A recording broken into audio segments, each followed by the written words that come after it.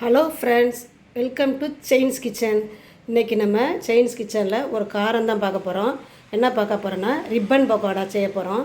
அதுக்கு தேவையான பொருள்கள் பாருங்க. நான் ஏற்கனவே சொல்லியிருக்கேன், எந்த கப்பில் எடுக்கிறோமோ அந்த கப்பில் தான் அளவு எடுக்கணும். 2 கப்பு அரிசி மாவு, அந்த அதில் அரை கப்பு பொட்டுக்கடலை மாவு, பொட்டுக்கடலையை அரைச்சி சலிச்சுக்கணும்.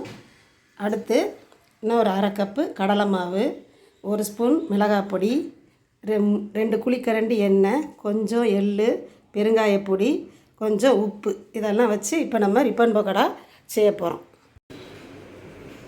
ஏற்கனவே நம்ம சொன்னோம்ல, எல்லா பொருள்களையும் போட்டு ஒன்று போல் எல்லா பொருள்களையும் ஒன்றா போட்டுக்கணும். கடலை மாவு, பொட்டுக்கடலை மாவு, மிளகாய் பொடி, எள், பெருங்காயம், போதுமான அளவு உப்பு, இதை போட்டு ஒன்று போல் எல்லாம் அதுவும் ஒன்றா இருக்க மாதிரி ஒன்றா கிளறி விட்டுக்கணும்.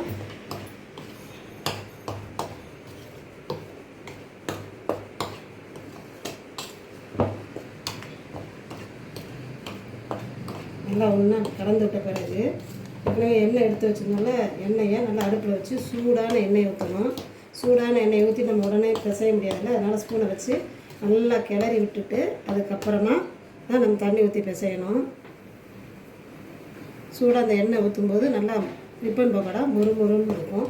எண்ணெயை ஊற்றி ஒன்று போல் எல்லா பக்கமும் அந்த எண்ணெய் போடுற மாதிரி கிளறி விட்டுக்கணும்.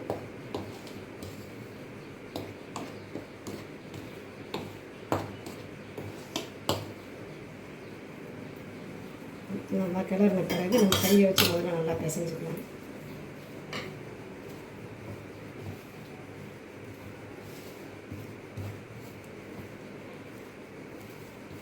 அதெல்லாம் எண்ணெய் ஊற்றிட்டோம்னா எண்ணெய் ஊற்றி நல்லா பிசைஞ்சிட்டு பிடிச்சி பார்த்து உதுறதுல அந்த அளவுக்கு வந்த பிறகு கொஞ்சம் கொஞ்சமாக நம்ம தண்ணி பிசையணும். சப்பாத்தி மாவு அளவுக்கு இல்லாமல் கொஞ்சம் சாஃப்டாக இருக்க மாதிரி பிசையணும். பிசைஞ்ச பிறகு நம்ம காமிக்கணும்.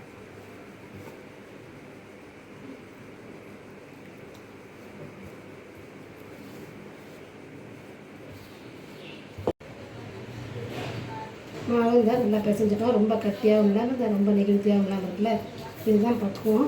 இதுக்கப்புறம் இதை நம்ம அடுப்பில் வச்சு சுட போகிறோம்.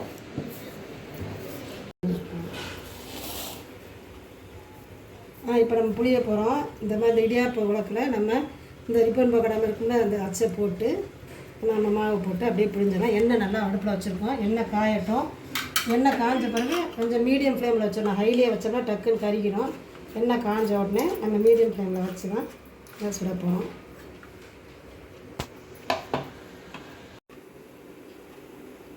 நாங்கள் எண்ணெய் காஞ்சிருச்சு, சுட போகிறோம். அதுக்கு முன்னாடி நான் சும்மா குட்டியாக மாவில் ஒரு பிள்ளையார் செஞ்சு வச்சு நல்லபடியாக வரணுங்கிறதுக்காக எப்போயுமே லைட்டாக ஒரு பிள்ளையார் பிடிச்சி வச்சுட்டு தான் ஆரம்பிப்பேன்.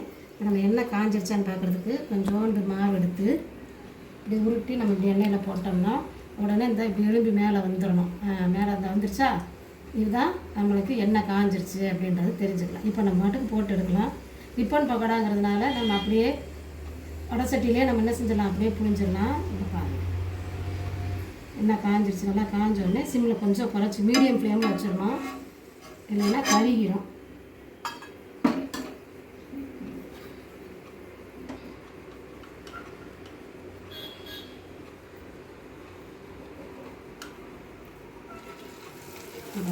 புரிஞ்சு விட்டலாம். இந்த படச்சட்டியில் ஃபுல்லாக வர்ற மாதிரி எவ்வளோ போட முடியுமோ அப்படியே இந்த எண்ணெய் எடுக்கிற அளவுக்கு அப்படியே புரிஞ்சு விட்டணும்.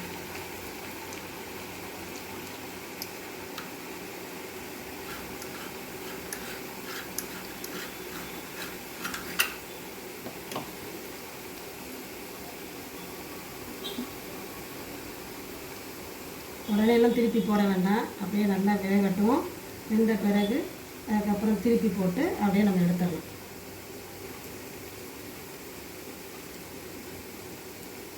நல்லா வெந்த இந்த வரல நிறைய இருக்குல்ல, அதெல்லாம் லேசாக அடங்கணும். அதுக்கப்புறம் திருப்பி போட்டு திரும்ப 2 நிமிஷம் கழித்து நம்ம அப்படியே எடுத்துடலாம். அவ்வளோதான்.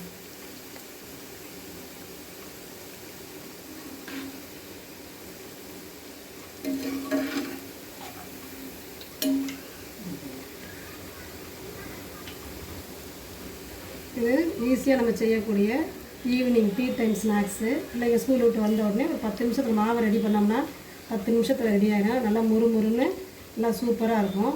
மாதிரி நீங்கள் சாயங்காலம் பிள்ளைங்க ஸ்கூல் விட்டு வந்த உடனே செஞ்சு கொடுத்தா அவங்களும் நல்லா விரும்பி சாப்பிடுவாங்க.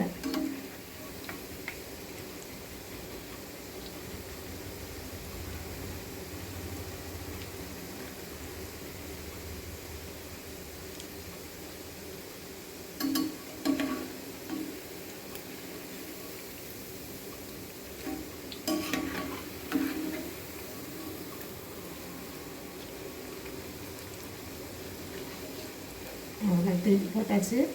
திரும்ப வந்தோடனே எடுத்துட வேண்டியதான். நம்ம எடுத்துட்டு நான் உங்களுக்கு இப்போ காமிக்கிறேன் பாருங்கள். சுவையான மொறுமொறுப்பான இந்த ரிப்பன் பக்கோடா ரெடி. பாருங்கள் எவ்வளோ சூப்பராக இருக்குன்னு. நல்லா முறுமுறுன்னு சூப்பராக இருக்கா. சாஃப்டாக முறுமுறுன்னு இருக்குது பாருங்கள். நல்லா க்ரன்ச்சியாக இருக்கா. அவ்வளோதான். இதே மாதிரி நம்ம எல்லாத்தையும் சுட்டு எடுத்து வச்சுட்டு கொடுத்தா சுவையான மொறுமொறுப்பான ரிப்பன் பக்கோடா ரெடி.